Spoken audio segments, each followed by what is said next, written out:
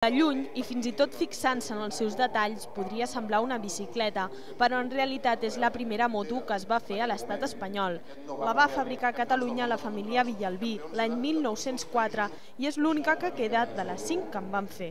Hem passat a ser la primera ciutat d'Europa amb més motos per habitant. Ara, si mirem aquí dintre i mirem la història catalana, doncs veurem que ha sigut al revés.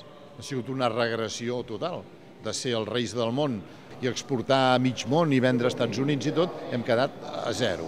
Però a Catalunya no només s'han fabricat motocicletes de carrer, també se n'han fet algunes de competició. Un exemple n'és aquesta. És la moto amb la que Àlex Cribiller va guanyar el Campionat del món de 125 centímetres cúbics l'any 1989.